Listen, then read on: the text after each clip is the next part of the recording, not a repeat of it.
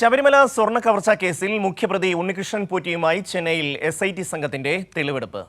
വിവരങ്ങളുമായി ന്യൂസ് ഡെസ്കിൽ നിന്ന് സുനിൽ അരിമാനൂർ ചേരുകയാണ്. സുനിൽ, എപ്പോഴാണ് തെളിവെടുപ്പ് തുടങ്ങിയത്? എന്തൊക്കെയാണ് വിശദാംശങ്ങൾ? ഉണ്ണികൃഷ്ണൻ പോറ്റിയുമായി ചെന്നൈയിലെ സ്മാർട്ട് ക്രിയേഷൻസിന്റെ ഓഫീസിലാണ് ഇപ്പോൾ തെളിവെടുപ്പ് പുരോഗമിക്കുന്നത്.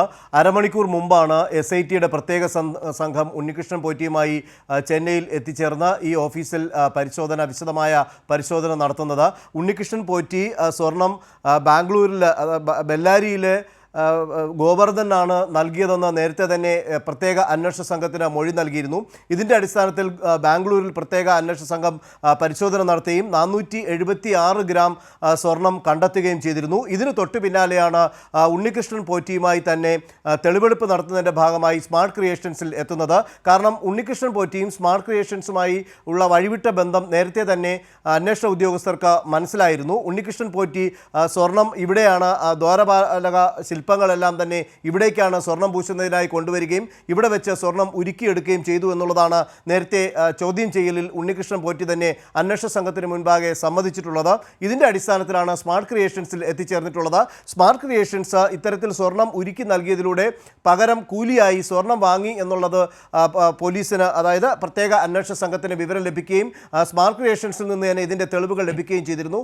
ഇതിൻ്റെ അടിസ്ഥാനത്തിലാണ് ഉണ്ണികൃഷ്ണനെ നേരിട്ട് കൊണ്ടുവന്ന് ഈ സ്ഥാപനത്തിൽ തെളിവെടുപ്പ് നടത്തുന്നതിൻ്റെ ഭാഗമായി ഇപ്പോൾ തെളിവെടുപ്പ് പുരോഗമിക്കുന്നത്. SP ശശിധരൻ്റെ നേതൃത്വത്തിലുള്ള ടീമിലെ ഒരു വിഭാഗമാണ് ഇവിടേക്ക് പരിശോധന നടത്താനായി എത്തിച്ചേർന്നിട്ടുള്ളത്. കാരണം ഇതിൽ ആദ്യം മുതൽക്ക് തന്നെ സ്മാർട്ട് ക്രിയേഷൻസിൻ്റെ ചില നിർണായകമായിട്ടുള്ള വെളിപ്പെടുത്തലുകളാണ് ഇതിനകത്ത് അവരുടെ ഇടപാടുകൾ, ഈ ഉണ്ണികൃഷ്ണൻ പോറ്റിയുമായി അവർ നടത്തിയിട്ടുള്ള ഇടപാടുകൾ അന്വേഷണ സംഘത്തിന് തെളിവായി ലഭിക്കുന്നത്.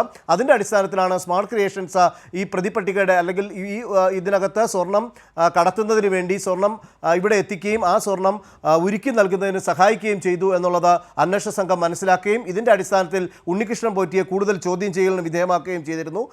ഈ ഒരു ചോദ്യം ചെയ്യലിൻ്റെ അടിസ്ഥാനത്തിൽ നേരിട്ട് കൊണ്ടുവന്ന് തെളിവെടുപ്പ് നടത്തി ഇവിടെ എന്നാണ് സ്വർണം കൊണ്ടുവന്നത്, അന്ന് കൊണ്ടുവന്നപ്പോൾ എത്ര പാളി ഉണ്ടായിരുന്നു, അതിൽ സ്വർണം എത്ര ഗ്രാമാണ് ഉണ്ടായിരുന്നത്, അതിനുശേഷം ഇവിടെ നിന്ന് ഉരുക്കി സ്വന്തമാക്കിയ സ്വർണത്തിൻ്റെ അളവ് എത്രയാണ്, അത് ആർക്കൊക്കെയാണ് കൊടുത്തത് എന്നുള്ളത് സംബന്ധിച്ചുള്ള വിശദമായിട്ടുള്ള തെളിവെടുപ്പായിരിക്കും അന്വേഷണ സംഘം നടത്തുന്നത്.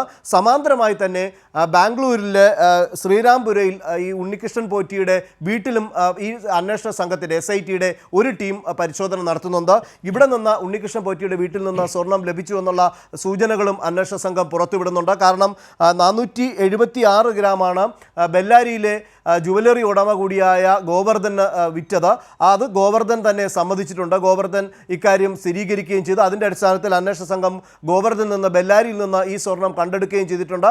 അത് റാന്നി കോടതിയിൽ ഹാജരാക്കുമെന്നാണ് അന്വേഷണ സംഘം അറിയിച്ചിട്ടുള്ളത്. ഇതിന് തൊട്ടു പിന്നാലെയാണ് ബാംഗ്ലൂരിലെ ഈ ഉണ്ണികൃഷ്ണൻ്റെ ഫ്ളാറ്റിൽ, ശ്രീരാംപുരയിലെ ഫ്ളാറ്റിൽ അന്വേഷണ സംഘത്തിൻ്റെ ഒരു വിഭാഗം പരിശോധന നടത്തുകയും അവിടെ നിന്ന് ഇപ്പോൾ സ്വർണം കണ്ടെത്തി എന്നുള്ള വിവരവും ലഭിക്കുന്നത്. ഏതായാലും ഇപ്പോഴും പരിശോധന സ്മാർട്ട് ക്രിയേഷൻസിൽ തുടരുകയാണ്. കാരണം നേരത്തെ ഏതെങ്കിലും തരത്തിലുള്ള ഇടപാടുകളിൽ ഇവിടെ സ്വർണം കൊണ്ടുവന്നിട്ടുണ്ടോ എന്നുള്ള സംബന്ധിച്ചുള്ള കാര്യങ്ങളിലൊക്കെ വ്യക്തത വരുത്തേണ്ടതുണ്ട്. അത് ഉണ്ണികൃഷ്ണൻ പോറ്റിയുടെ സാന്നിധ്യത്തിൽ തന്നെ വേണം എന്നുള്ളത് കൊണ്ട് തന്നെയാണ് തീർച്ചയായും ഇങ്ങനെ അന്വേഷണ സംഘം ഒരു ടീം ഈ ഉണ്ണികൃഷ്ണൻ പോറ്റിയുടെ വീട്ടിലും മറ്റൊരു ടീം ശശിധരൻ്റെ നേതൃത്വത്തിലുള്ള ടീം ഈ സ്മാർട്ട് ക്രിയേഷൻസിൻ്റെ ഓഫീസിലും അവരുടെ മറ്റ് സ്ഥാപനങ്ങളിലുമായിട്ടാണ്, അവരുടെ നിർമ്മാണ യൂണിറ്റുകളിലുമായിട്ടാണ് ഇപ്പോൾ പരിശോധന പുരോഗമിക്കുന്നത്. ഷമി, സുനിലാണ് വിശദാംശങ്ങൾ നൽകിയത്.